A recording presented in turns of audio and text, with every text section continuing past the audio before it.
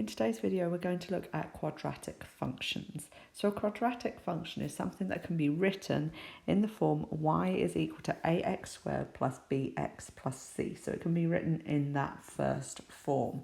It should be something that looks like a quadratic curve, like we're used to, maybe something like this, where it has been shifted slightly from our standard basic x squared function. What we're going to look at here is how do we actually graph these functions? And like I said, it's a translation of that y is equal to x squared function. And the way that we actually graph it normally is by rewriting this function in this form. Y is equal to a, so it's that same a that's that coefficient of x squared in our first form. And then we're going to write it as a times x minus h squared plus some value k. So the question is, what are h and k? Well, it turns out that whenever you draw your quadratic function, hk is actually the vertex. It's where you change from the function descending to ascending. Okay, so, or in the case if a is negative, it's going to be ascending and then descending. It's that turning point. That's what that vertex hk is. So we're going to look at how do we rewrite our function in that graphing form, and then we're going to look at actually graphing the function. Okay. In order to rewrite this function in this form, in this graphing form, you're going to have to do something called completing the square. You may have done this before, in which case if you have a different way of doing completing the square, feel free to use that. I'm going to show you the way that I do it, but like I said, there are many ways in order to complete the square. I'm going to do this by example because it's not the easiest thing to do, so I want to show you with various examples and we'll go over it again and again and again. Okay. What I want to do is write y is equal to 3x squared minus 18x plus 5 in graphing form. So at the moment, this function is in our standard form for a quadratic equation, ax squared plus bx plus c. And we want to write it in graphing form. The way that I tend to do this is to just focus on the right-hand side of my equation, and I'm going to set that right-hand side equal to 0. Okay. My next step that I do is that I take my constant, that c value, onto the other side of the equation. So keep everything the same except I'm going to subtract 5 from both sides and take that constant onto the other side of the equation. So I've got everything with an x on the left-hand side and a constant on the right. What I then want is a coefficient of 1 for x squared. Right now I have a coefficient of 3. So what I'm going to do is I'm going to divide both sides of my equation by that coefficient of x squared, and then right at the end I'm going to multiply my whole equation by that value. So I'm going to undo it and then redo it. Okay, so I'm going to divide my whole equation through by 3. And I'm going to write a note to remember to multiply by 3 at the end. Okay, so we've divided by 3 here. I've got to make sure I multiply by 3 at the end. Now we're going to focus on this part of our equation. So I want to write that left-hand side as x plus or minus something squared plus or minus something equals whatever I have on my right-hand side. So I need x plus or minus something plus or minus something equals x squared minus 6x. The way that I always do this is to rewrite this as x plus or minus 1/2 of the value that I have here and square that. That's always the best way to start this. So the way that I'm going to do this is write this as x minus 3 squared. So I take whatever value I have here and divide it by 2, and I start there. So I've got x minus 3 all squared. Okay, so I've taken negative 6, divided it by 2. I always start there. If I were to multiply this out, this gives me x squared minus 6x plus 9. That's what this thing here equals. Okay, so x minus 3 squared has an additional 9 on the end of it that I do not need here. Okay, x squared minus 6x, okay, is equal to x minus 3 squared, but I've got to subtract 9 off of it because I have this additional 9 at the end that I don't need. Okay, so I can rewrite x squared minus 6x as x minus 3 squared minus that 9, because this term here gives me an additional 9 that I do not need. And that equals negative 5 over 3. So right now, I'm at x minus 3 squared minus 9 is equal to negative 5 over 3. Okay. What I'm going to do now is I'm going to bring that negative 5 over 3 back to the other side. So I'm going to add 5 over 3 to both sides. If you do that, you should get x minus 3 squared minus 22 over 3 equals 0. Okay. I'm almost done at this point, okay? Remember, right at the start, I divided both sides by that coefficient of x squared, that a value. What I'm now going to do is multiply my whole equation through by that a value. So I'm going to multiply everything through by 3.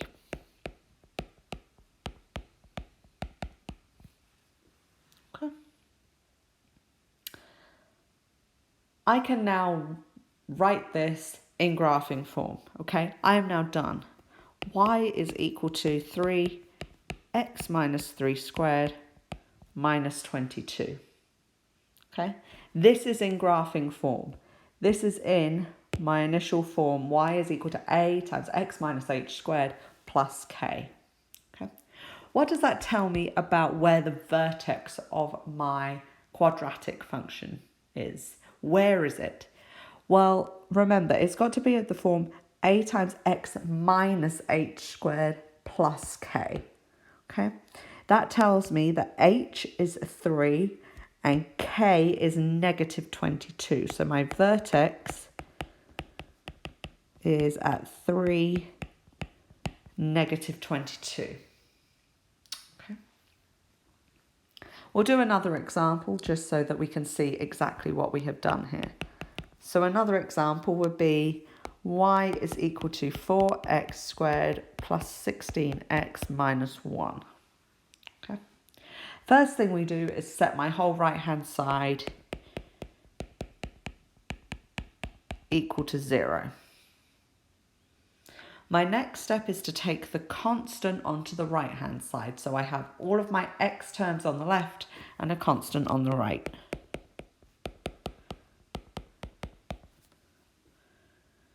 The next thing that I do is to divide my whole equation through by that coefficient of x squared, by that value a, and then right at the end I will multiply by that value again.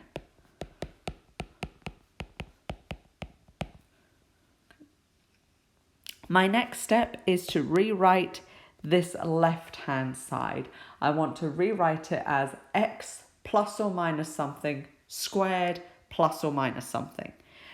All we do is we say that it's x and then add the value that I have here, in this case 4, divided by 2.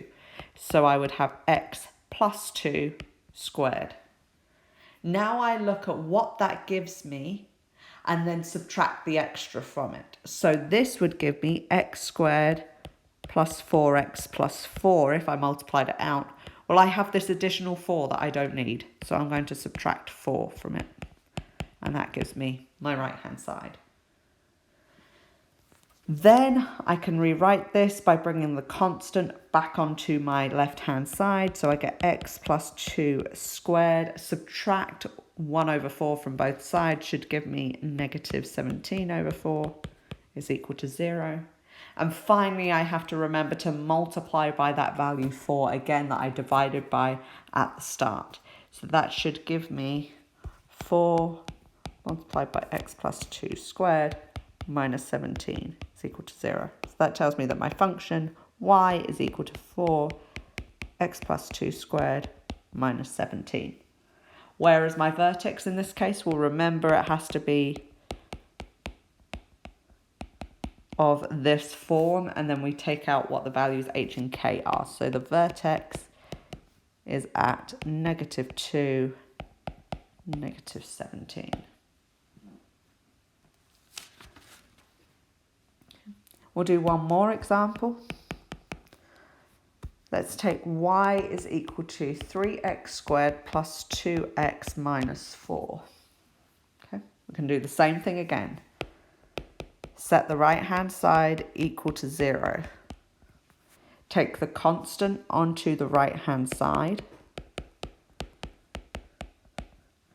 Divide through by my value a.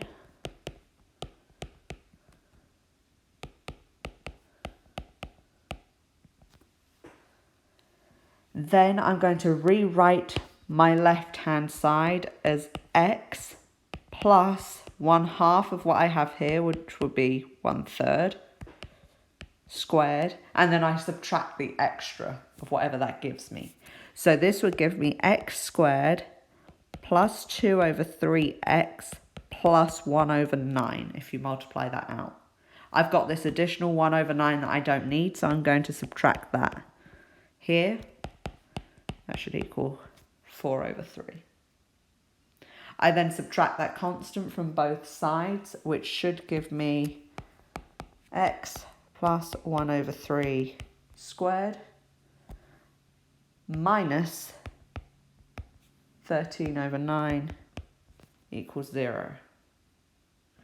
Then I'm going to multiply by that 3 again that I divided by at the start, which should give me that. So my function is y is equal to 3 times x plus 1/3 squared minus 13 over 3. Okay. Where's my vertex? Well, remember the form that it has to be in, which would be -1/3, -13 over 3. Okay. So whenever you get any function that is a quadratic in this standard form that we are used to, and they ask you to graph it, the first thing to do is to complete the square. That gives you the function in graphing form. From that, we are then able to pull out the vertex. That is the first thing that we need to do, because that will tell us if we've got this function that opens upwards, like we have here, a standard quadratic graph. If it opens upwards, it tells us where that minimum value is, where that vertex is. If we have a function that opens downwards, which would mean a is negative, we'll talk more about this in a minute. If a is negative, we'll have a function that opens downwards. It will tell us where that maximum is. And again, it will tell us that vertex of our quadratic function. So it's easier to pull out that vertex if we have it in graphing form. So the first thing you have to do if they ever ask you to sketch the function is to go ahead, complete the square, find the function in graphing form, and then we can pull out what that vertex is. Another way that we can actually find this vertex for a quadratic function is actually by a formula. You can go ahead and remember this if you want, but just be aware for a lot of problems it will actually ask you to complete the square and go the long way around, but you can use this formula particularly to check if the problem does actually ask you to go the longer way around and do completing the square, etc., because that can really help us when we graph it. But if you did want the quick formula to find the vertex, that h and k, so the x and y coordinates of the vertex, can also be found as negative b over 2a and c minus b squared over 4a, where y is equal to ax squared plus bx plus c. So we can use those coefficients a, b and c to find h and k. So they are the formulas that you can use to find that vertex. What you should also find when we go ahead and graph this, remember that we can have this in the standard form, and then we can complete the square, and that will put it into this graphing form for us. If we look at this, we can see that all we have here is just a series of transformations of the function f of x is equal to x squared. Okay? We can see that we shift to the left or right by h units, depending on whether h is positive or negative. So that happens inside the function x squared, so that deals with things that happen horizontally. Then we will have this stretch or compression due to the a term on the outside, so depending on whether it is a number greater than 1 or between 0 and 1 will depend on whether we stretch or compress. We also have to deal with whether it's positive or negative, so do we have to flip in that x-axis? And then we add k at the end, so we shift up or down by k units, again depending on whether k is positive or negative. So we can see in this graphing form that it actually does help us to graph that new function ax minus h squared plus k. It helps us to graph it because we can see it more clearly as a series of transformations rather than just in the general form. So this is why I kind of like doing the completing the square, because not only can you pull that vertex out of it, you can also kind of see exactly what the graph should do compared to that initial f of x is equal to x squared function. We can do a couple examples of this. So let's say we've got y is equal to 2x minus 3 squared plus 1. Okay, our initial parent function, as always, is x squared. So what are we doing to that x squared function? Remember, x squared would look something like this, and we'll go through the origin. Okay, how are we shifting that initial parent function in order to get our new function? Okay, well, inside the function we've got this x minus 3 squared. That tells me that I shift to the right by 3 units. Okay, the 2 at the front tells me then I'm going to stretch this function vertically by a factor of 2, and then I've got the plus 1 at the end. That's going to shift my whole graph up by 1. Okay, so I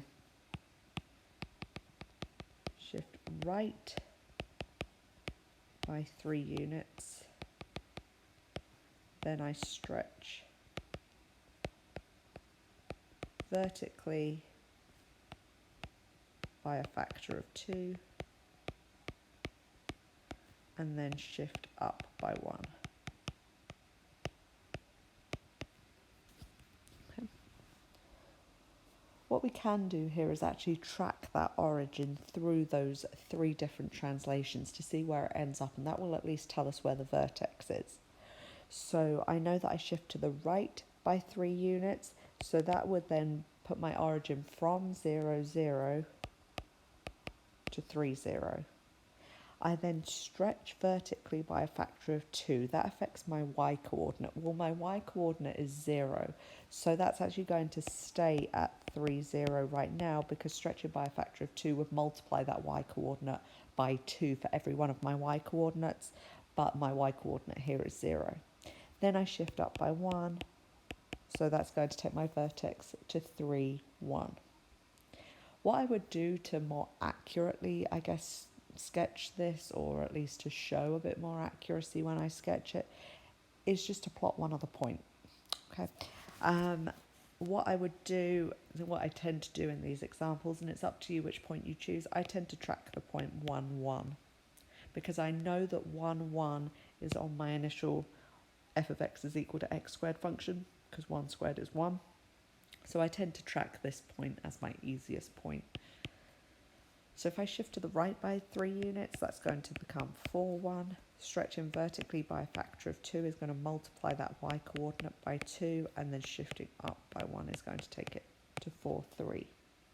So when I go ahead and I graph this, or at least sketch a graph of it, I know that my vertex is now at 3, 1, and another point that is on this graph would be 4, 3.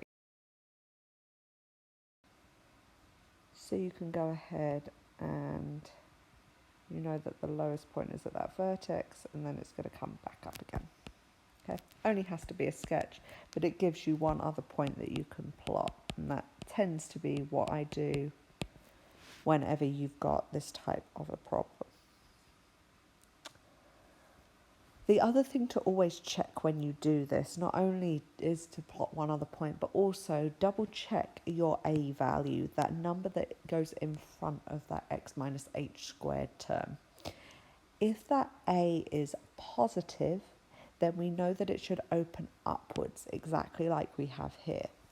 If a is negative, then I know that I will have this flip happen in the x-axis somewhere, which means that my graph would then open downwards like that, and my vertex would actually be a local maximum rather than a local minimum.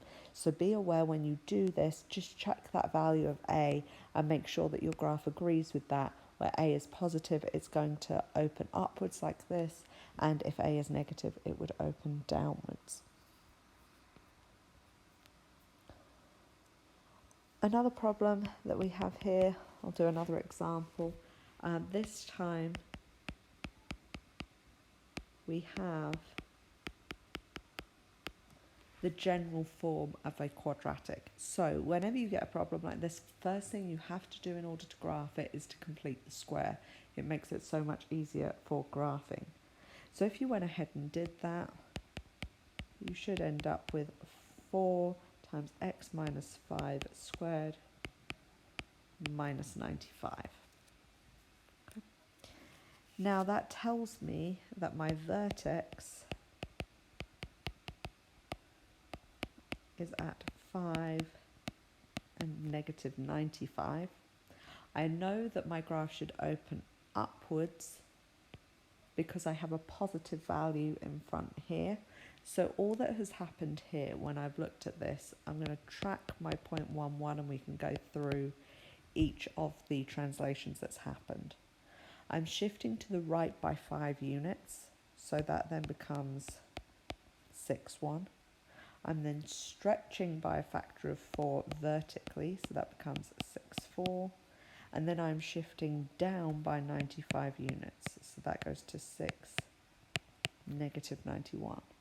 So I know that 2 points on my graph are 5, negative 95, and 6, negative 91. So if you go ahead and draw this, this won't be very accurate, but 5, negative 95 could be down here, and 6, negative 91 could be there. And then when you went ahead and drew it, that vertex again is at the bottom because we know that this graph is going to open upwards as the a value is positive. So that will give you 5, negative 95, and 6, negative 91. So whenever you sketch these graphs, my advice to you would be always plot 2 points, one of which is the vertex, and make sure that you have that graph opening the correct way, whether it's up or down, depending on that a value.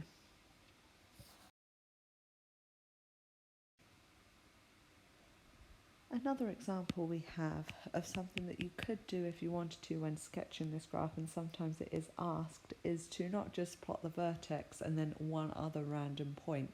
They may ask you for one of the intercepts. In particular, I'm going to look at the x-intercept here as it's slightly more difficult.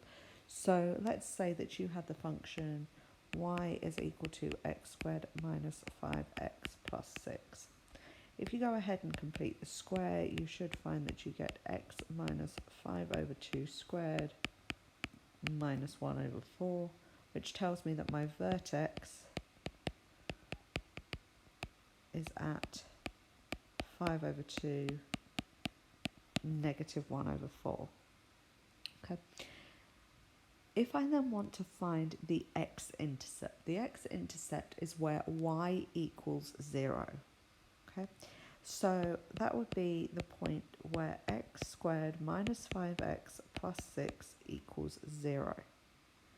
You should find that you get two different x values as long as the graph has been shifted, in this case downwards. You may end up with a graph that has been shifted completely upwards that doesn't touch the x-axis whatsoever. So if you've taken your parent function y is equal to x squared, and then in your transformation, when you've gone through all your different translations, it's been shifted upwards, it may not touch the x-axis whatsoever, in which case this will not have a solution. If you find that the graph has been shifted downwards, then you should find that it goes through that x-axis twice at two different points. If it has stayed put, it will just hit the x-axis at the vertex, if the vertex actually lies on the x-axis. But if that graph has been shifted downwards, you should find that there are two solutions. If it has been shifted upwards, there are no solutions. Okay. We can see here that this graph has been shifted downwards, and you should find that there are two solutions to this. The way that you look at this is by factoring this particular equation. If you factor this, you should find x minus 2 times x minus 3 equals 0 is the same thing. So if I factor this quadratic, this is what I get. If you multiply it back out, you get the same thing. So that tells me that x is equal to 2 or x is equal to 3. So my two x-intercepts are 2, 0 and 3, 0. They should be equidistant from this point. You should find that each one lies either side of the vertex, so the same distance from that vertex. It makes sense if you think about when you sketch out one of these quadratic graphs that the vertex should be equidistant from each of these x-intercepts. But like I said, if when you try to factor this, x has no solution, that means that your graph has been shifted up. That x squared graph has been shifted up, so there are no solutions. It could hit just once. If there is one real solution, that means your vertex is on that x-axis.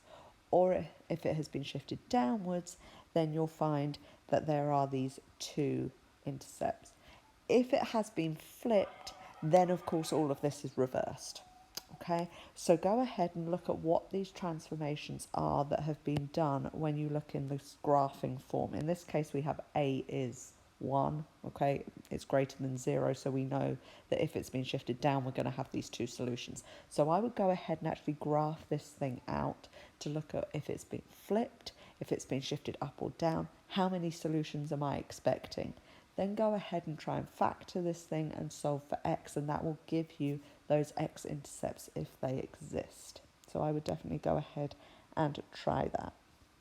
But like I said, in most cases, you can pick which point you want to actually graph, and you don't necessarily have to pick the x-intercepts, but it is a good way just to get a more accurate sketch.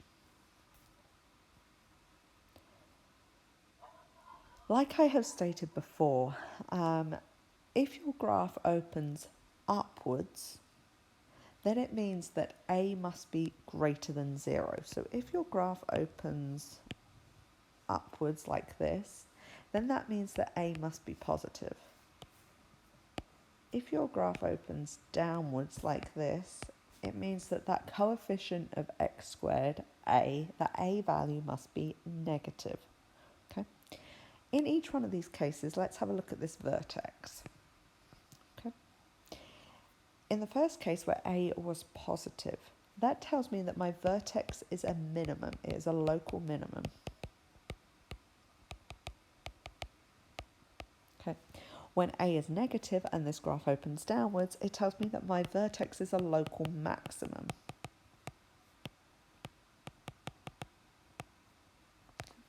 So if you are ever asked for the local maximum or minimum of a quadratic function, what you have to do is go ahead and find the vertex and then determine whether a is positive or negative. If A is positive, then that vertex that you found is a minimum. If A is negative, that vertex that you have found is a maximum. And you can see that from our quick sketches here. So let me do a quick example. I'm not going to go through the entire example. I'm just going to highlight the major points. But let's say they ask you to find the maximum or minimum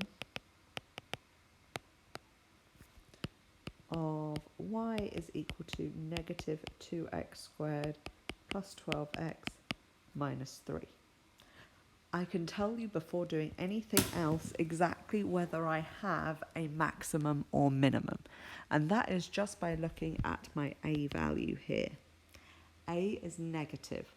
That tells me that my graph opens downwards like this, which means that I am looking at a maximum. So I already know that I am finding the maximum. There is no minimum. You go all the way down to negative infinity. So there is no minimum, there is only a maximum. So when I go ahead and find my vertex, I know that it is a maximum.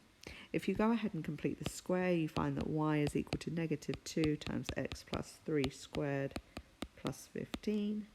So that tells me that my vertex is negative 3, 15. So the way, if you remember that we write this, is that there is a maximum of 15 and it is found at x is equal to negative 3.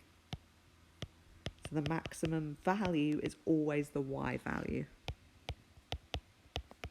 And it's found at the x coordinate. Okay, so that's the way that we always write this.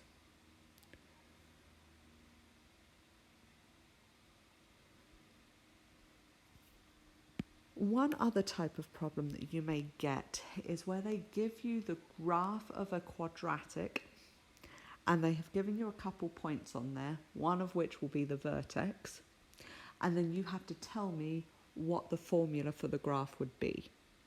So again, I will do this by example. Find the equation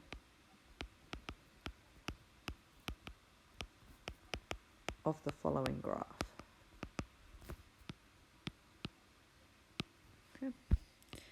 And I'm going to give you the vertex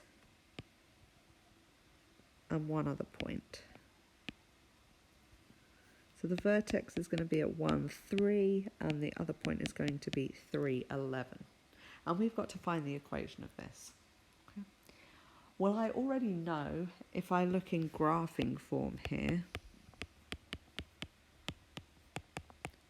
I already know h and k because I've been given the vertex here of 1, 3. So I can plug those points in immediately. The thing that I don't know is A. Okay? I don't yet know what that value A is. How can I find it?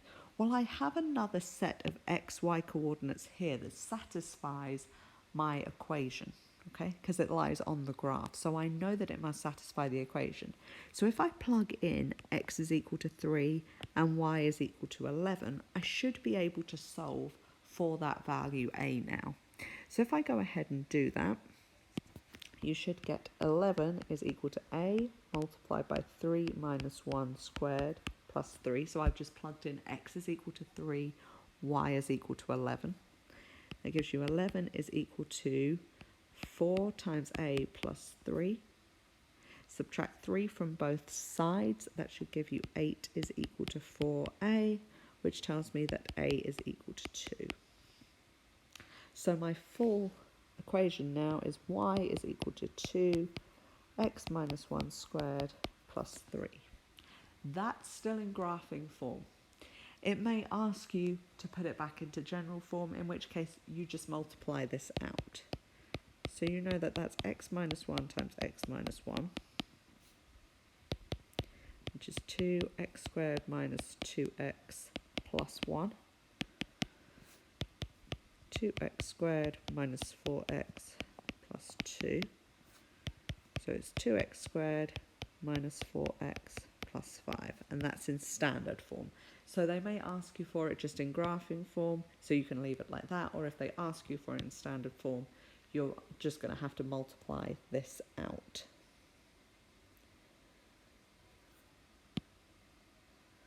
One last example that I want to go through is actually a real world problem. Okay, and I'm going to draw out a quick picture and then we can discuss it.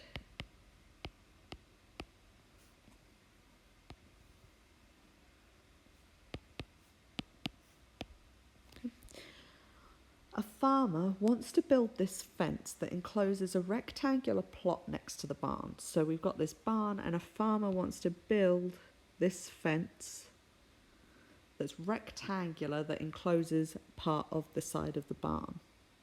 He doesn't fence the part that is right next to the barn, so he's not fencing along here because of course it's already